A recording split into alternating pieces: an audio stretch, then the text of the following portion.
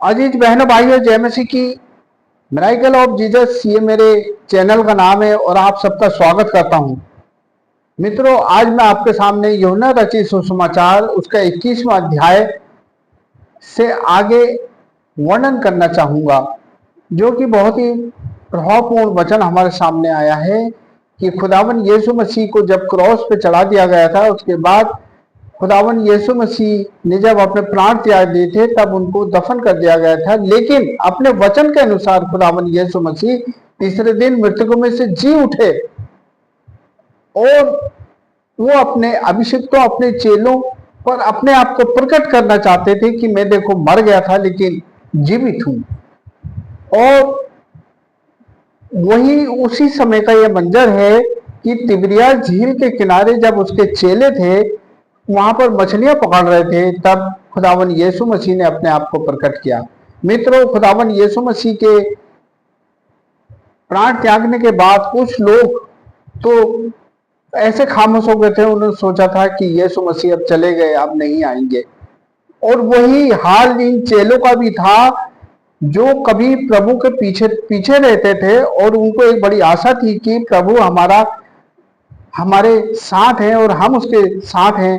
उनको बड़ी आशा रहती थी, लेकिन जब उन्होंने प्राण त्याग दिए तो वो लोग भी बेखबर हो गए और अपनी उसी दुनिया में लौट गए। लेकिन खुदावन यीशु मसीह अपने वचन के अनुसार तीसरे दिन फिर मृतकों में से जी उठे और आज भी जीवित हैं। और ये तिबिरियास झील के किनारे जब चेले मछली पकड़ रहे हैं, पतरस में उनके साथ है, तो उस वक्त खुदावन यीशु मसीह जाकर भोर के समय में उस झील के किनारे जो तिबिरियास झील कहलाती है तट पर खड़े हो गए। और चेले और अन्य चेले जो थे उनके, उस सभी देख रहे थे, लेकिन खुदावन यीशु मसीह को पहचान नहीं पाए। तब खुदावन यीशु मसीह ने उनसे कहा, है बालकों, जो कि चौथे पद में लिखा है बालकों, तुम्हारे पास कुछ मछलियां हैं? तब उन्होंने कहा नहीं। तब उन्होंने खुदावन यीशु मसीह ने कहा कि अपने नाव के दाहिनी ओर जाल डालो तो तुम बहुत सी मछली पाओगे। जबकि रात भर वो मछली उनको एक भी नहीं मिली थी। उन्होंने यीशु मसीह के कहने के अनुसार वो जाल जब दाहिनी ओर डाला नाव के, तो बहुत सी मछलियां उसमें फंस गई और वो करीब 153 थी। और उनका जो एक चेला था वो प्रभु से बहुत प्रेम करता था, उसने खुदावन यीशु मसीह को पहचान लिया और वो जोर से चिल्लाने लगा कि अरे ये खुदावन यीशु मसीह है। और जब पतरस को पता चली तो वो झील में कूद गया और दौड़ते हुए खुदावन के नजदीक आया और सारे चेले आ गए और वो पहचान गए कि खुदावन यीशु मसीह हैं। और उन्होंने खुदावन यीशु मसीह ने जीवित होने के बाद उन चेलों के साथ मछली और रोटी खाई। मित्रों, यही होता है कि हम खुदावन यीशु मसीह को पहचान नहीं पाते।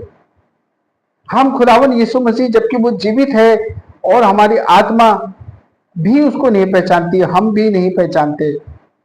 और हम देखते हैं कि जब तक हमारे जिंदगियों में कोई चिन्ह चमत्कार नहीं होते तब तक हम नहीं पहचान पाते कि खुदावन यीशु मसीह जीवित हैं और वो हमारे साथ हैं।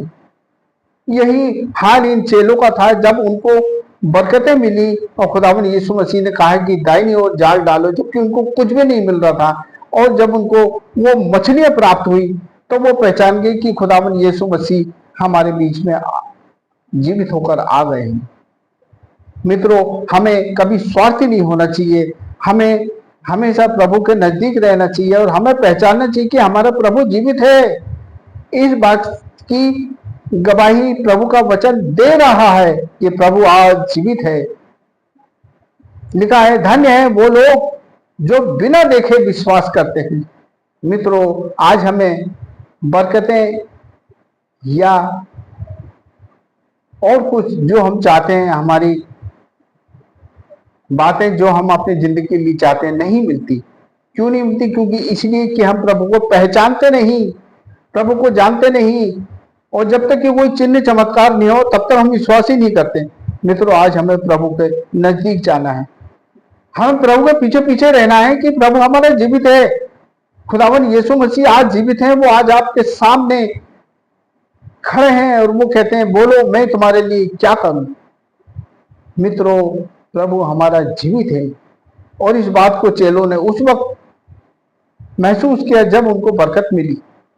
मित्रों, धन्य है वो लोग जो बिना देखे प्रभु पर विश्वास करते हैं, क्योंकि प्रभु का हम बहुत ही धन्यवादी थे, क्योंकि प्रभु ने हमें जीवन दिया है और बहुतायत का जीवन दिया है।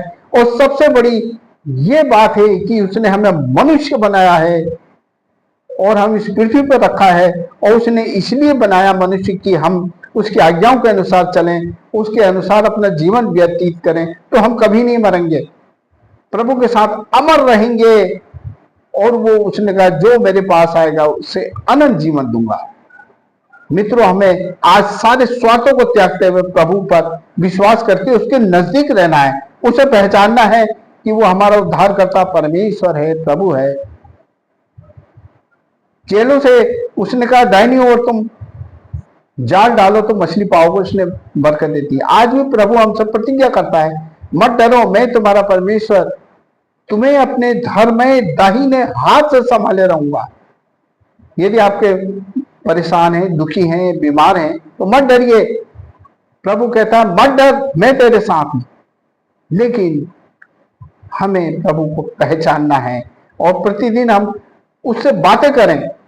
यानी बातें करने का मतलब यह है कि प्रतिदिन दुआ में उससे मिलें और उसके वचन को पढ़ते रहें, रोज पढ़ें, जिससे वो हमें प्रेरणा देगा और वो अपने मन की बातें, जैसे प्रभु कहता मैं तुमसे सच सच कहता हूं, प्रभु की आवाज को सुनो, तो प्रभु तुम्हारी मदद करने को तैयार है।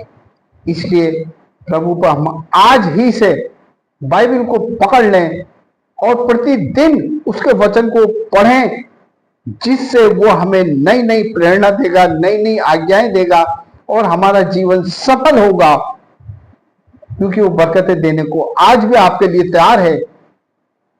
बोलो मैं तुम्हारे लिए क्या करूं प्रभु। आज प्रभु की आवाज आज गूंज रही है। आज हम प्रभु को पहचाने कि प्रभु हमारा जीवित है। मित्रों, जानते हैं संसार का सबसे शक्तिशाली व्यक्ति कौन है? संसार का सबसे शक्तिशाली मनुष्य कौन है? जो यीशु के पीछे पीछे चलता है, जिसके साथ यीशु है और यीशु का हाथ उसके ऊपर है, वो इंसान संसार का सबसे शक्तिशाली व्यक्ति है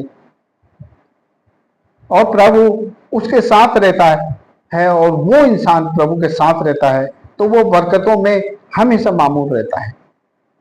आज प्रभु यही कहता है, धन्य है वो लोग जो बिना देखे मुझ पर विश्वास करते हैं, क्योंकि वो जीवन का मुकुट पाएंगे, अनंत जीवन प्रभु के पास है। आज आप विश्वास कीजिए, प्रभु जीवित है, उससे जो भी प्रार्थना करेंगे वो आज आपकी प्रार्थना को उत्तर देगा।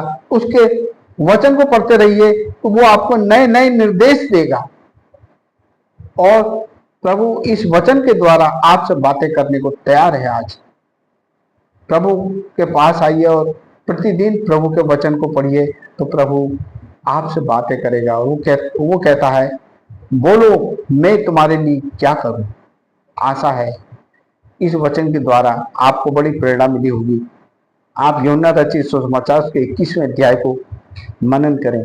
मित्रों, मेरे इस चैनल को सब्सक्राइब कर दीजिएगा और लाइक भी कर दीजिएगा। मैं आपका बड़ा शुक्रगुजार रहूंगा।